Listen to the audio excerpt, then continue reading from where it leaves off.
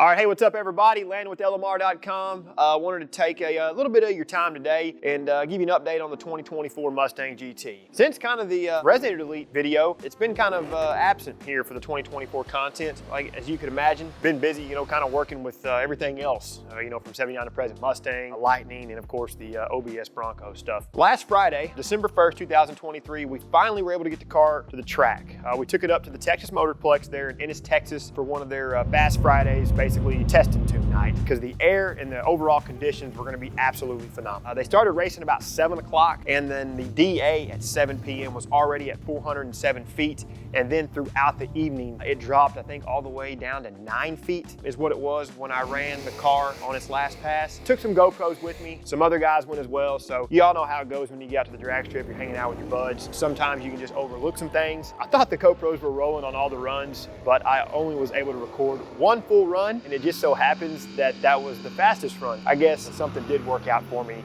to say the least. But anyways, the way the car sits currently, it's all stock with the exception of, I know some of y'all hate the way people word that, but it has SVE lowering springs, SVE R357 wheels, and then an SVE Resonator Delete X pipe. So in terms of the weight, when we weighed the car, which we have a video on that, I'll link it below, the car weighed 3,843 pounds with 3/4 of a tank of fuel. With me in the car, I weigh about 175 pounds now. Been doing some eating and some weightlifting. Anyways, we won't bro it up too much. With me in the car, let's just say 4,018 pounds, give or take. Carbon traps are still in it. These made 486, 418 pound-feet because it has active exhaust. Cars without active exhaust, rated at 480, 418. Of course, that's flywheel. We did dyno the car, which we'll leave that video down below. And just for reference purposes, gosh, I can't remember what this car made. It was 5th gear, 420 horsepower, 366.2 pound-feet of torque. Again, that was the 5th gear pull, just because the car does have a 315 rear gear, so when we pull it in 7th, it hits the speed limiter. But other than that,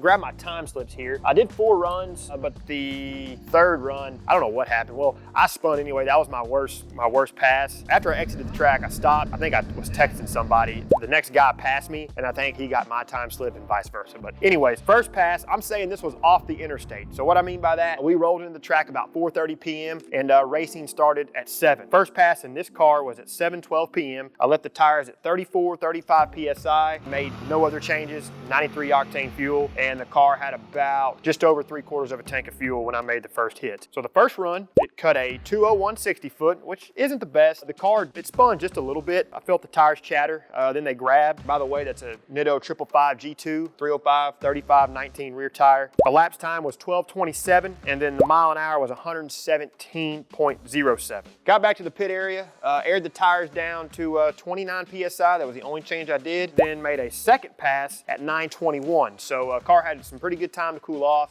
because the way they do some of these test and tunes, they'll kind of let the street cars go, and then they'll let maybe the small and then the big tire cars go. So that's why you see a little bit of gap here. But this time, the pass felt good. And when you get a good pass, you get a good launch, you're anxious to get your time slip. But the way I've been doing the burnouts, which I should have touched base on this before I started talking about the first run, because it's a street radial, I just bypass the burnout box, spin the tires up just to get them somewhat hot, stage it, and rip it. Pass number 2, which this was the fast pass, cut a 193 60-foot, 12:08 elapsed time, and then that was 117.71 miles per hour. Ran a 3rd pass shortly after this one, but oh no. The slip just dropped down in there. Oh well. Ran a 3rd pass shortly after this one, but like I said, that was the worst one. Don't have the slip, we won't talk about it. And then to end out the night, 11:52 p.m., like I said, this is when the DA was like 9 feet or something crazy like that. The car cut a 195 60-foot, and it spun. I'm not gonna say it spun a lot, but the tire chatter, tire slippage.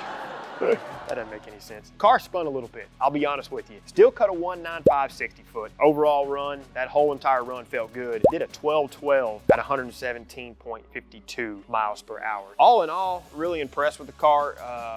When you drag racing, air is key. That's with performance in general. We had some really good air, and the car ran really, really good. Probably some of the other times you're seeing out there from some of the other cars, maybe aren't this fast, especially at a 12:08. I mean, we're knocking on the door of an 11-second pass, really. But we had good conditions on our side. The more I drive the car, the more I'm kind of like it. At first, you know, I was like, oh, well, you know, here we are, S650, when it's, to me, just kind of a S550.2 if you must. But the more I drive the car, the more I'm liking it. And I think as time can go on with this and we do some more things with it, you know, aluminum drive shaft, maybe take the carbon traps out, put a dedicated set of drag wheels and tires on the car our next trip out. We'll take this in strides and in steps, just overall, see what we can do. I hope y'all enjoyed this little video. Like I said, we just got that one pass of the car, unfortunately, but it's drag racing. Y'all get the point, you know, 11, 12 seconds or however long it takes to make the pass, and then it's over with. As always, if you find value in what we do, subscribe to our channel, like the video, and then turn on those notifications. That way you're notified every time we release something new. And until we see you in the next one, for all things 2024 Mustang, keep it right here with the Real Enthusiasts,